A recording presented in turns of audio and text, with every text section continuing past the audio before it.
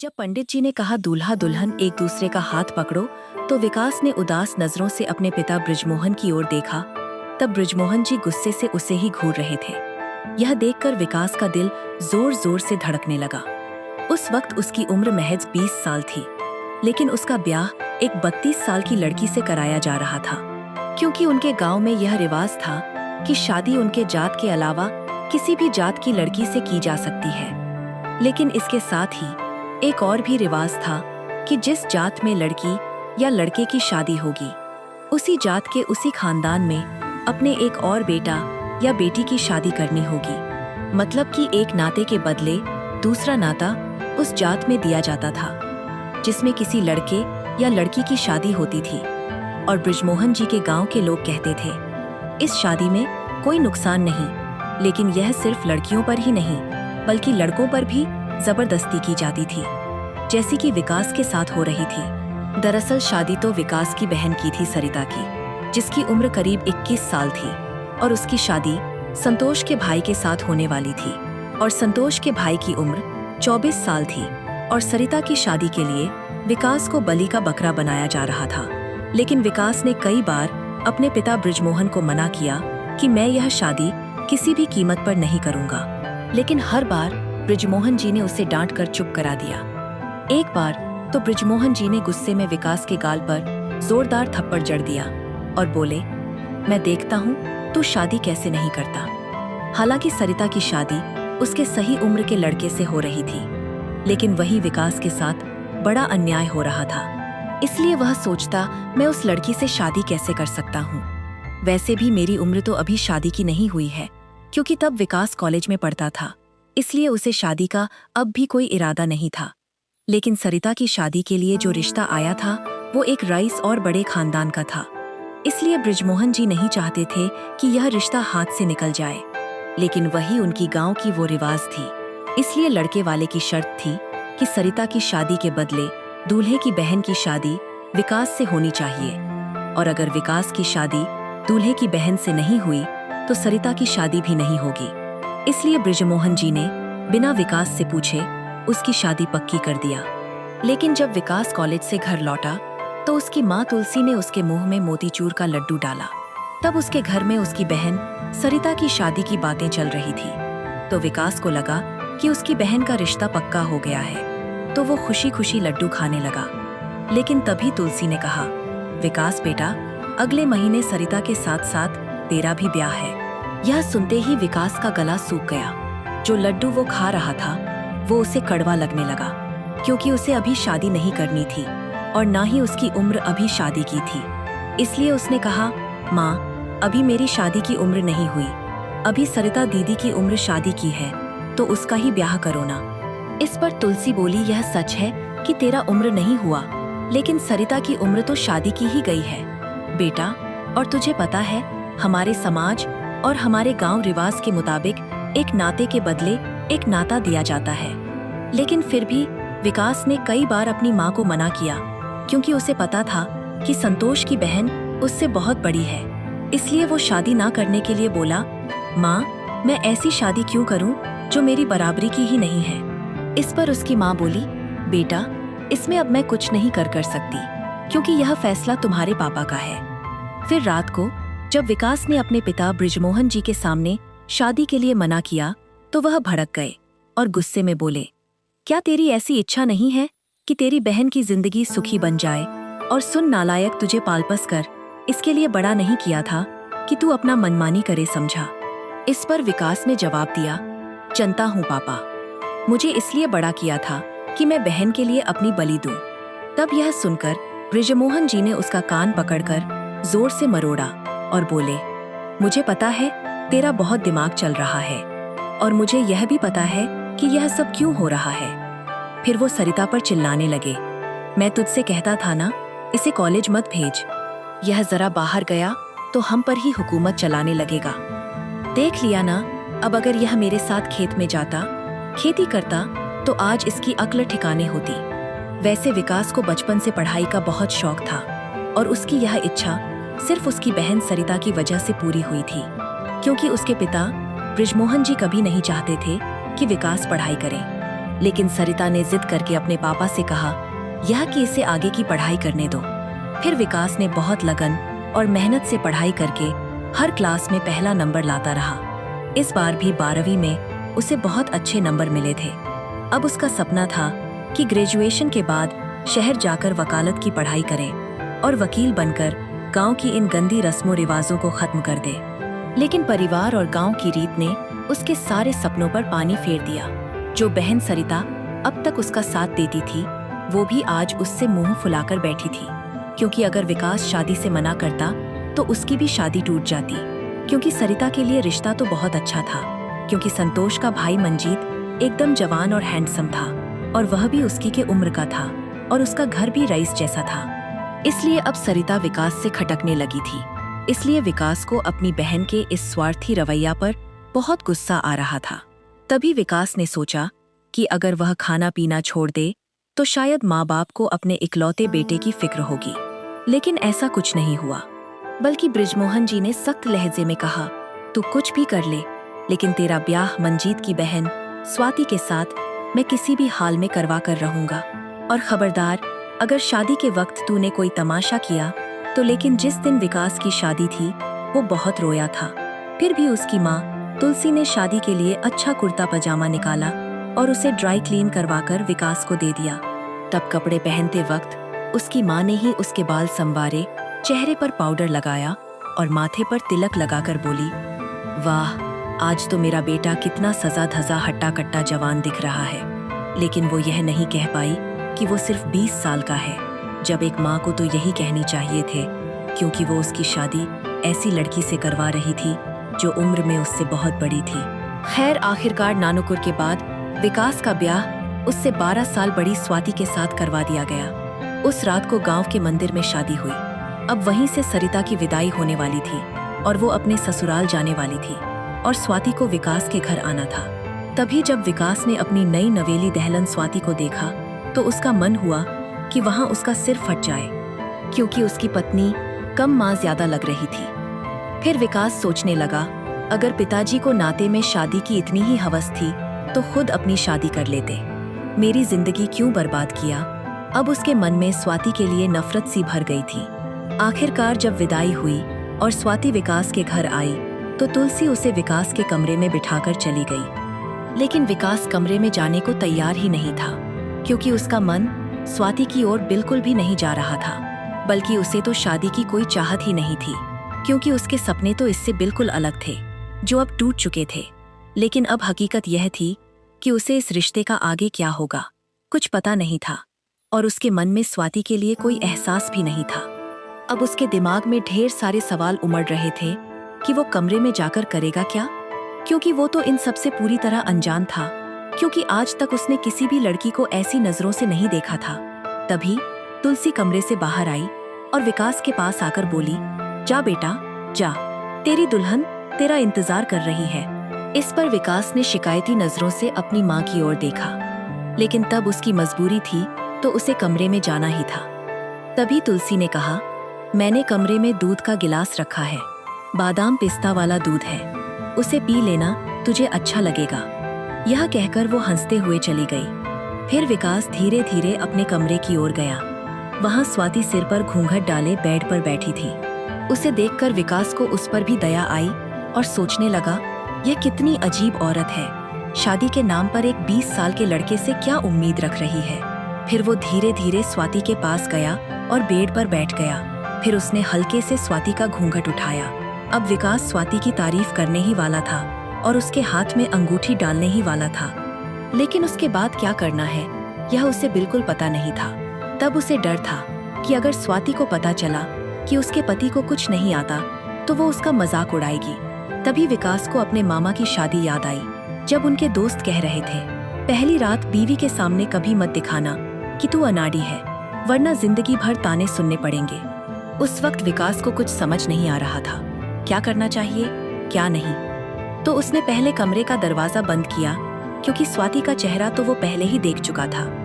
दरवाजा बंद करके फिर गुस्से में बोला, सुन, मुझसे कोई उम्मीद मत रखना, क्योंकि मेरा तुझसे ब्याह जबरदस्ती हुआ है। ना तू मुझे पसंद है, ना मैं तुझे कभी कबूल करूंगा। अपनी उम्र तो देख लिया होता, तुझे लगता है कि तुझे मुझसे शादी करनी चाहिए थी? तभी स्वाति ने अपना घूंघट हटाया, लेकिन कुछ बोली नहीं। तब विकास ने गुस्से और हक जताने के अंदाज में यह सब कह रहा था, लेकिन स्वाति ने कोई जवाब नहीं दिया। तब विकास ने यह भी कह दिया, सुबह सबके सामने तू कुछ मत बोलना, जिससे लगे कि हमारे बीच कुछ हुआ है या नहीं। बस इतना कहना कि सब ठीक है। इतना कहकर उसने अपनी तकिया उठाया और जमीन पर सोने चला गया। लेकिन कुछ ही देर बाद स्वाति की आवाज आई। वो बोली, हाँ, उम्र में तुम मुझसे छोटे हो, लेकिन नाते में तुम मुझसे बड़े हो, इसलिए तुम बिस्तर पर सो जाओ, मैं जमीन पर सो लूंगी। तब विकास को लगा था कि स्वाति रईस और बड़े घर से आई है, तो शायद उसकी बातों पर गुस्सा करेगी, और उम्र में भी तो वो उससे दोगुनी जैसी है, कहीं झगड़ा तो नहीं करेगी। लेकिन स्वाति ने बहुत शांति से यह सब कहा, तो विकास ने सोचा, मैं मर्द हूँ, भले कम उम्र का हूँ, लेकिन उसका पति हूँ, मैं जमीन पर क्यों सोऊं? यह सोचकर उसने तकिया उठाया और बिस्तर पर सो गया। फिर स्वाति ने नीचे चादर बिछाई, अपनी तकिया रखी और बाथरूम गई नहाकर साधारण से कपड़े पहनकर बाहर आई, फिर जमीन पर सो गई। तब विकास ने मन ही मन भगवान का शुक्रिया अदा किया। जब सुबह कमरे का दरवाजा खटखटाया गया, तब टकटक की आवाज सुनते ही स्वाति उठी, अपनी तकिया बिस्तर पर रखी और अपने लंबे घने बालों का जोड़ा बांधी, फिर सिर पर पल्लू लिया और दरवाजा खोला तो बाहर उसकी सास तुलसी खड़ी थी। तुलसी ने प्यार से स्वाति के सिर पर हाथ रखा और आशीर्वाद दिया और बोली, विकास को भी उठा देना, मैंने नाश्ता बनाया है, घर वाले सब इकट्ठे हैं तो सब मिलकर नाश्ता करेंगे, इसलिए अब तुम दोनों तैयार होकर बाहर आ जाओ। इस पर स्वाति ने कहा, हाँ जरूर। तभी तुलसी फिर बोली, तेरी माँ ने तुझे सोने का पूरा सेट दिया है ना? उसकी चूड़ियां बहुत सुंदर थी, इसलिए वही चूड़ियां पहन लेना। इस पर स्वाति ने सिर्फ सिर हिलाकर हामी भरी। फिर विकास भी उठकर तैयार हो गया। फिर दोनों साथ में बाहर आए और सबके सामने वो स्वाति के साथ बैठ गया। फिर दोनों ने साथ नाश्ता किया। फिर यही सब रोज होने लगा। फिर 10 दिन बाद सरिता भी अपने मायके आई। तब वो बहुत खुश थी, क्योंकि उसका संसार शुरू हो चुका था। लेकिन इधर विकास की जिंदगी में अब शांति छा गई थी। हालांकि स्वाति ने बहुत जल्दी घर की सारी जिम्मेदारी संभाल ली थी। विकास के सारे काम वो अपने हाथों से करती थी, उसे कुछ कहने की जरूरत ही नहीं पड़ती थी। तभी विकास ने सोचा, मैं बेकार इतना डर रहा था, शायद स्वाति को मुझसे डर लगता है। फिर धीरे धीरे ऐसे ही समय बीतता गया, और जब विकास का ग्रेजुएशन पूरा हुआ, तब वो ग्रेजुएशन में फर्स्ट क्लास आया था, जिससे विकास बहुत खुश था। उसके माता पिता भी खुश थे, उसकी पत्नी स्वाति भी खुश थी। लेकिन जब विकास ने अपने पिता बृजमोहन जी से कहा, मुझे वकालत की पढ़ाई करनी है, इसलिए मैं दिल्ली जाकर कॉलेज में दाखिला लूंगा और हॉस्टल में ही रहूंगा, तो इस पर इसके पिता बृजमोहन जी ने साफ मना कर दिया और बोले, बस ग्रेजुएशन हो गया, यह बहुत हुआ, अब कल से खेत में आकर मेरी मदद कर। अब तू संसारी आदमी है, आज तेरी बीवी है, कल बच्चे होंगे, तू पढ़ने जाएगा तो तेरी बीवी बच्चों को मैं संभालूंगा क्या? यह सुनकर विकास चुपचाप अपने कमरे में चला गया। हालांकि उसे पता था कि स्वाति बड़े रईस घर से आई है, इसीलिए उसकी माँ तुलसी उसके सामने थोड़ा डरती थी। साथ ही सरिता अपने ससुराल में बहुत खुश थी, इसलिए इधर तुलसी हमेशा कोशिश करती रहती थी कि स्वाति को कोई बात बुरी ना लगे, ताकि सरिता का घर भी आबाद रहे। उस रात जब स्वाति कमरे में आई और जमीन पर अपना बिस्तर बिछाने लगी, तो विकास बोला, सुन मेरी बात मानना, माँ तेरी बात टालेगी ना, पिताजी तेरी बात काटेंगे, इसलिए तू जाकर उनसे कह दे कि मुझे कॉलेज में पढ़ने की इजाजत दे दे। इस पर स्वाति ने कहा, ठीक है, तुम निश्चिंत रहो, मैं मम्मी पापा को मना लूंगी। यह सुनकर विकास का दिल बाग भागा हो गया, और फिर वैसा ही हुआ। पता नहीं स्वाति ने कब और कैसे अपने सास ससुर को मनाया, लेकिन उसने तुलसी और बृजमोहन जी को विकास की आगे की पढ़ाई के लिए राज्य कर लिया था। फिर अगले ही दिन विकास दिल्ली चला गया और वहीं हॉस्टल में रहने लगा। अब वो 2 महीने में 2-3 के लिए गांव आता और फिर शहर लौट आता। वक्त यूं ही गुजरता गया और उसने लॉ की डिग्री भी ले लिया। अभी वह नया नया वकालत के मैदान में उतरा था, लेकिन अपनी हर केस पर जी जान से मेहनत करता था ताकि वो केस जीत सके। इसीलिए उसे जल्दी ही कामयाबी मिलने लगी। फिर जैसे जैसे विकास का नाम होने लगा, लोग उसकी तारीफ करने लगे, तो उसने अपनी फीस भी बढ़ा दिया। अब वह लाखों रुपए लेता और चाहे केस कैसा भी हो उसे जीत कर दिखाता। फिर उसने दिल्ली में एक छोटा सा घर भी खरीद लिया क्योंकि उसका काम अब शहर में ही था। इधर विकास की शादी को लगभग 8 साल गुजर चुके थे, लेकिन इन 8 सालों में उसने अपनी पत्नी स्वाति को कभी हाथ भी नहीं लगाया था। एक बार जब वो गांव आया तो उसकी माँ तुलसी बोली, बेटा तूने बहुत पढ़ाई भी कर लिया, वकील भी बन गया, इसलिए अब मुझे अपना नाती पोता का मुंह दिखा। इस पर विकास ने कोई जवाब नहीं दिया क्योंकि उसके मन में स्वाति के लिए अब भी वैसी कोई भावना नहीं थी। तो उसने कहा, माँ यह सब तो भगवान के हाथ में है। तभी उसकी माँ बोली, बेटा मुझे नहीं लगता कि इस निकम्मी बीवी से तुझे कोई बच्चा होगा। तेरी बहन का ब्याह भी उसी घर में हुआ था और उसके तो अब 3 बच्चे हैं। मुझे यह तो मनहूस लगती है, इसलिए तू ऐसा कर, शहर में जाकर दूसरी शादी कर ले, लेकिन स्वाति को भी अपने साथ ही रखना और उसे अपने काबू में रखना ताकि वो तेरी दूसरी शादी की ढोल ना पिटे और तेरी बहन का घर भी ना उजड़े।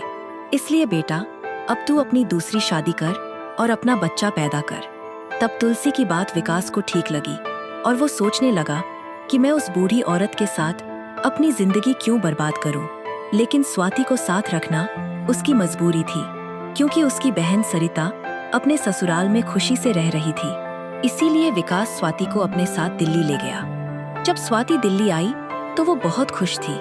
वो बोली, सुनो मैंने समंदर के बारे में बहुत सुनी है, क्या तुम मुझे समंदर दिखाओगे?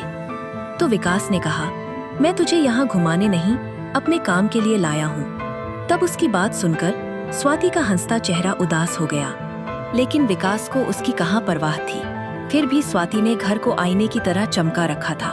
हर चीज को साफ सुथरा और सलीके से रखती थी। घर हमेशा सुंदर और स्वच्छ रहता था। खाना भी इतना स्वादिष्ट बनाती कि क्या कहना। तब पिछले 6-7 महीनों से कोर्ट का एक सीनियर वकील विकास की कामयाबी से बहुत खुश हुआ था, तो उसने अपनी बेटी के लिए विकास का हाथ मांगा। तब उसकी बेटी प्रियंका भी अपने पिता के साथ विकास के ऑफिस में आई थी। तब सीनियर वकील बोला, देख विकास, अब वो जमाना नहीं रहा कि तू अपने माँ बाप को मेरे घर भेजेगा और मेरी बेटी का रिश्ता पक्का करेगा, क्योंकि मुझे तू बहुत पसंद है। तो सुन, यह मेरी बेटी प्रियंका है। अगर मन हो तो 2-4 बार मिल लो, बातें कर लो और एक दूसरे को जान लो। और सुनो, जान पहचान के बाद अगर तुम दोनों में कोई दिक्कत नहीं और अगर सब ठीक रहा तो मेरी तरफ से यह रिश्ता पक्का है। वैसे प्रियंका दिखने में बहुत सुंदर थी, इसलिए विकास को भी वह अच्छी लगी। इसीलिए वो 2-4 बार उससे होटल में मिला। वैसे प्रियंका को भी पता था कि विकास के दोस्तों के बीच में उसे कैसे रहना है, कैसे घूमना है और कैसे बोलना है, इसलिए वो यह सब कुछ बहुत अच्छे से निभाती रही। इसीलिए विकास ने प्रियंका के पिता से कहा, मुझे शादी से कोई दिक्कत नहीं, लेकिन मैं आपसे झूठ नहीं बोलूंगा, मेरा ब्याह पहले ही हो चुका है। मेरी बीवी स्वाति अब 42 साल की है। यह शादी हमारे खानदान की परंपरा में हुई थी, नाते के बदले नाता। लेकिन मैंने आज तक स्वाति को छुआ तक नहीं। लेकिन मेरी बहन सरिता उसी के घर में ब्याही गई है, तो मैं स्वाति को छोड़ भी नहीं सकता। इसीलिए अगर आपको मैं स्वाति समेत कबूल हूँ तो मुझे इस रिश्ते से कोई परेशानी नहीं। इस पर वो सीनियर वकील बोला, अगर ऐसा है तुम मेरे तसल्ली के लिए अपना घर मेरी बेटी प्रियंका के नाम कर दो। तब विकास को भी इस बात से कोई दिक्कत नहीं थी, क्योंकि वो तो महीने में लाखों रुपए कमा रहा था। इस तरह उसकी शादी प्रियंका से हो गई, लेकिन गांव में इस शादी की किसी को खबर नहीं थी। लेकिन जब विकास प्रियंका को ब्याह कर अपने घर लाया तो स्वाति उसे देखकर हैरान रह गई। तब पहली बार विकास ने स्वाति की आंखों में आंसू देखा, लेकिन वो फिर भी चुप रही और प्रियंका को दुल्हन के जोड़े में और विकास के साथ देखकर स्वाति समझ गई कि वो उसकी कौन है। फिर वो दरवाजे से पीछे हटी और अपने कमरे में जाकर दरवाजा बंद कर लिया। तब विकास प्रियंका को दूसरे कमरे में ले गया और अपनी सुहागरात अपने हिसाब से मनाया। इसके बाद से प्रियंका के साथ उसकी जिंदगी बहुत मजे में चलने लगी थी। दोनों देर रात तक पार्टियों में जाते, घूमने फिरने निकलते। अब विकास ने प्रियंका को वो हर सुख सुविधा दिया। पहले तो उसने उसे पूरे भारत की सैर करवाया, फिर विदेश में भी ले जाकर घुमाया। इधर बेचारी स्वाति उनके जीवन में बस एक काम वाली की तरह बनकर रह गई थी। अब तो प्रियंका अक्सर उस पर चिल्लाती, उससे काम करवाती और हक भी जताती। क्योंकि प्रियंका को कोई काम करने की आदत नहीं थी, इसलिए वह घर को हमेशा कबाड़ करके छोड़ देती थी। हालांकि विकास कभी कभी सोचता, अगर स्वाति ना होती तो कितना अच्छा होता, इसके चलते कहीं घर का बाधाड़ ना हो जाए। अब सुबह जब भी विकास कोर्ट जाने के लिए उठता, तब प्रियंका सो रही होती थी। वैसे भी उसने पहले ही बता दिया था, मुझे खाना बनाना नहीं आता तो मुझे अपने काम के लिए कभी मत उठाना। इसलिए विकास को इसकी जरूरत भी नहीं पड़ी, क्योंकि स्वाति वहां इन सब के लिए मौजूद थी, जो हर काम संभालती थी सिवाय पति के हक का। लेकिन एक दिन स्वाति को बुखार हो गया। तब लगातार 4 दिन तक उसका बुखार चढ़ा रहा। इधर प्रियंका ने विकास को यह बात बताई भी नहीं। लेकिन जब विकास ने घर का खराब हाल देखा, कबाड़ खाना जैसा, तो उसने प्रियंका से पूछा, स्वाति कहाँ है? दिख नहीं रही, घर का यह क्या हाल बना रखा है? उस वक्त प्रियंका अपने कपड़े बदल रही थी तो बोली, 3-4 दिन से बीमार पड़ी है। ना समझ औरत, पता नहीं कब ठीक होगी और कब घर साफ करेगी। मुझसे तो यह काम होता नहीं। इतना कहकर वो बिस्तर पर विकास के पास लेट गई। तब जब विकास ने सुना कि स्वाति बीमार है तो वो तुरंत उठकर खड़ा हो गया। फिर उसने सोचा, जाकर देखूं कि उसे क्या हुआ है। दोस्तों, अब आप यह मत समझ लेना कि विकास को स्वाति से प्यार हो गया था, क्योंकि ऐसा कुछ नहीं था। शायद यह इंसानियत थी। लेकिन जैसे ही वो उठा, प्रियंका बोल पड़ी, कहाँ जा रहे हो? तो विकास ने कहा, वो बीमार है, जाकर देखता हूँ कि उसे क्या हुआ है। वैसे तुमने मुझे पहले क्यों नहीं बताया? अगर दिन में पता होता तो मैं उसे डॉक्टर के पास ले जाता, दवा दिलवाता। तब यह सुनकर प्रियंका गुस्से से भड़क गई और बोली कि जरूरत नहीं तुम्हें उस बूढ़ी औरत की फिक्र करने की, समझे? इसीलिए अब आराम से सो जाओ, उसे इधर उधर देखने दो। अगर वो मरती है तो मरने दो, लेकिन मैं यह बर्दाश्त नहीं कर सकती कि तुम एक पल के लिए भी उस औरत के पास जाओ। इस पर विकास ने प्रियंका की ओर देखा और बोला, क्या पागलपन है तुम्हारा? मैं उसे अपनी बराबरी की मानता ही नहीं कि उसे तेरे जैसा सुख दूं। लेकिन वो इंसान तो है ना, अगर बीमार है तो उसके लिए दवा लानी चाहिए। अगर हमने कोई काम वाली रखी होती तो उसके बीमार होने पर भी उसका हाल पूछते, उसकी देखभाल करते। इतना कहकर विकास कमरे से बाहर निकल गया। फिर जब वह स्वाति के कमरे में पहुंचा तो देखा कि वह बुरी तरह कांप रही थी। यह देखकर वह घबरा गया और पास जाकर उसने स्वाति के माथे पर हाथ रखा। तब उसका बदन ताप से तप रहा था। तो विकास ने फौरन बुखार की गोली लिया, फ्रिज से दूध निकाला, गिलास में डाला और कमरे में ले आया। फिर उसने स्वाति को सहारा देकर बिठाया, फिर दूध पिलाया और दवा दिया। बस विकास की इस देखभाल से स्वाति के उदास चेहरे पर हल्की सी मुस्कान उभर आई। फिर वह बोली, आप इतना कष्ट क्यों ले रहे हैं? मैं खुद ही ठीक हो जाऊंगी। इस पर विकास ने कहा, तुझे बताना चाहिए था कि तुझे बुखार है, फिर मैं तुझे डॉक्टर के पास ले जाता। तभी स्वाति ने विकास का हाथ पकड़ा। तब उसका हाथ आग की तरह तप रहा था। तभी अचानक स्वाति उससे लिपटकर रोने लगी। तब विकास भी ऐसा स्तब्ध हो गया जैसे वह सांस लेना ही भूल गया हो। तभी स्वाति बोली, मैं थक गई हूँ। बस इतना ही कहा था उसने कि कमरे का दरवाजा खुला। तब प्रियंका दरवाजे पर खड़ी थी और यह नजारा देखकर तो प्रियंका का गुस्सा 7वें आसमान पर चढ़ गया। तब जैसे ही दरवाजा खुला, विकास थोड़ा डर गया। स्वाति भी तुरंत उससे दूर हटी और अपने आंसू पोंछने लगी। तभी प्रियंका पास आई और बोली, अच्छा तो तुम्हारा यह इंसानियत इस बूढ़ी औरत पर दिखानी थी। अब चलो मेरे साथ और खबरदार, आज के बाद मैंने तुम्हें फिर से इस औरत के आसपास देखी तो समझ लेना। उस रात प्रियंका ने विकास से बहुत झगड़ा किया, बहुत गुस्सा किया। तब विकास ने उसे बहुत समझाया, ऐसा कुछ नहीं था जैसा तुम सोच रही हो। लेकिन प्रियंका कुछ सुनने को तैयार ही नहीं थी। वो बोली, अब इस औरत को तलाक दे दो या इसे गांव छोड़ाओ। मैं इसे अब एक पल भी इस घर में नहीं देख सकती। इस पर विकास ने कहा, मैंने तुम्हें पहले ही बता दिया था कि यह औरत मेरी मजबूरी है। मेरी बहन सरिता का घर अच्छा चल रहा है सिर्फ इस औरत की वजह से। अगर मैं इसे गांव भेज दूं और किसी को पता चला कि मैंने दूसरी शादी की है तो सरिता का पति भी उसके लिए सौतन बनाएगा। तब बड़ी मुश्किल से प्रियंका शांत हुई। वैसे प्रियंका से विकास की शादी को अब 1 साल से ज्यादा बीत चुका था, लेकिन वह अभी तक गर्भवती नहीं हुई थी।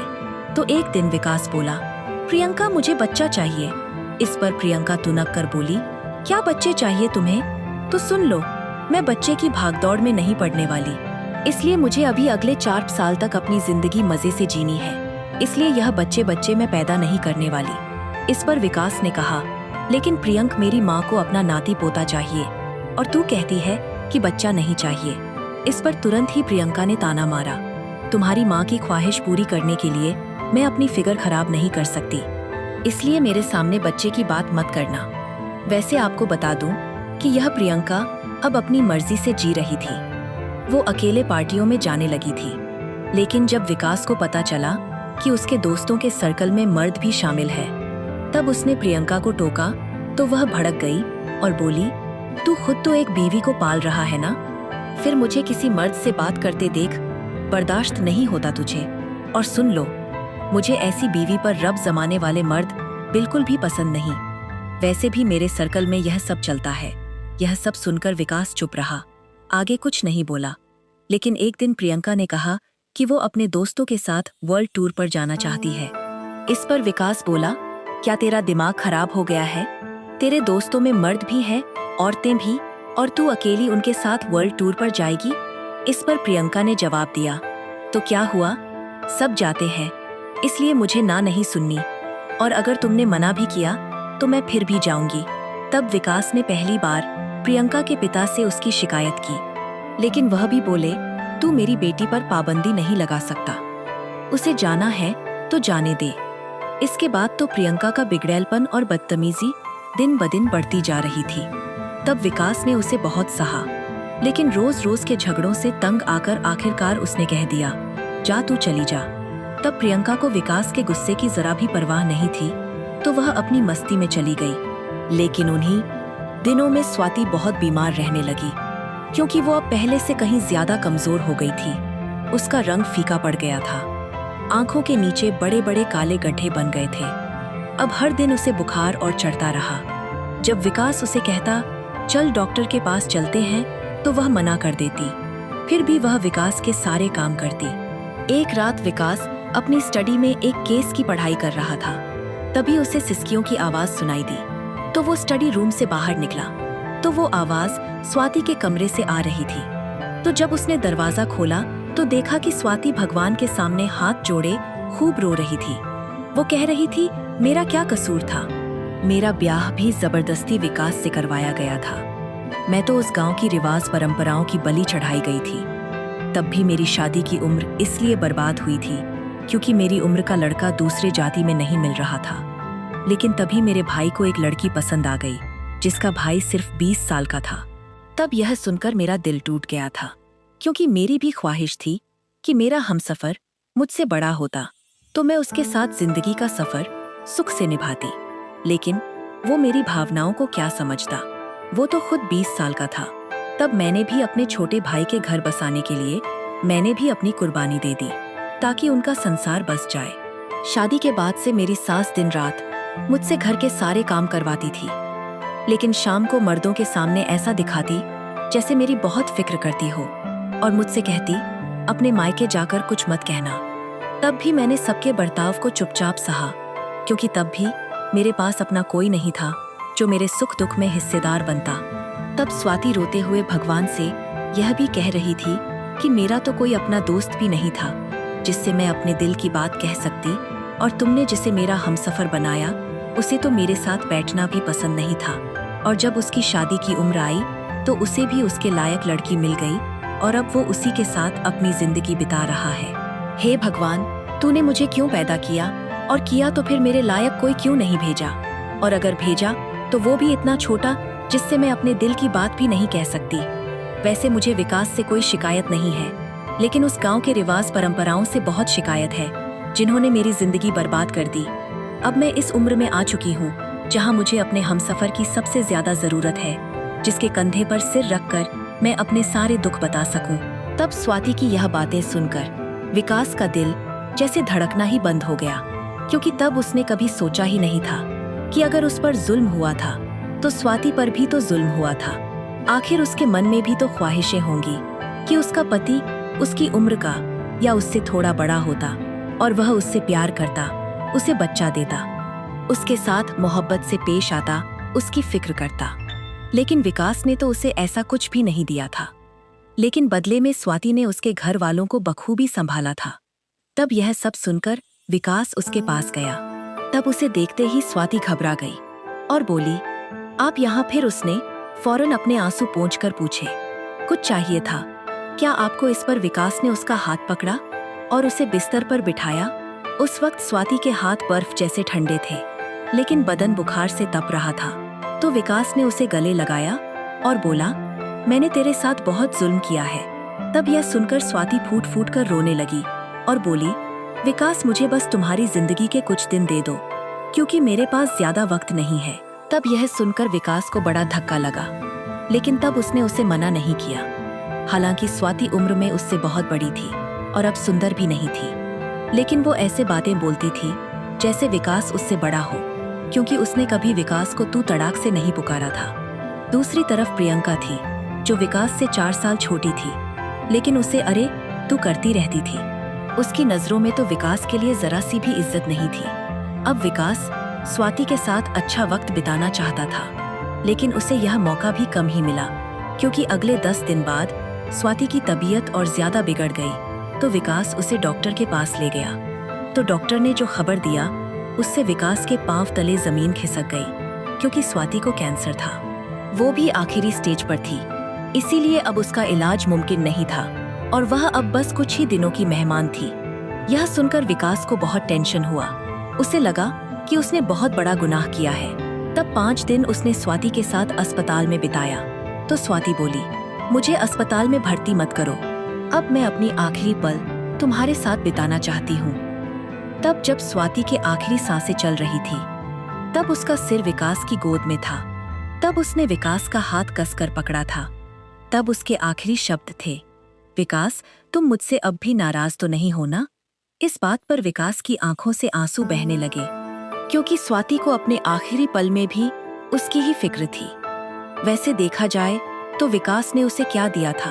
बस कुछ दिनों का प्यार, लेकिन अब वो भगवान से स्वाति की जिंदगी की भीख मांग रहा था।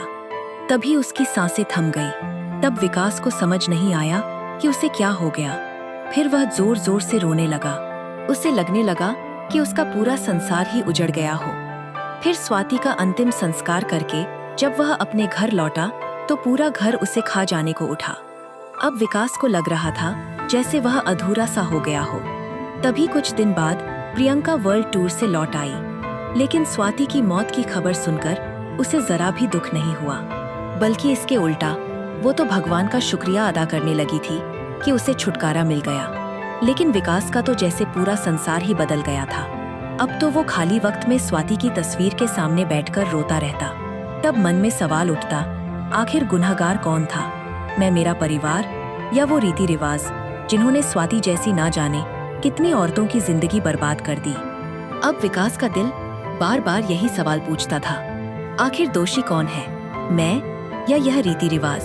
दोस्तों, आप ही बताइए, आखिर असली गुनहगार कौन है? तो दोस्तों, उम्मीद है यह कहानी आपके दिल को छू गई होगी। अगर पसंद आई तो इस वीडियो को लाइक और चैनल को सब्सक्राइब करना मत भूलना। फिर किसी नई कहानी में मुलाकात होगी।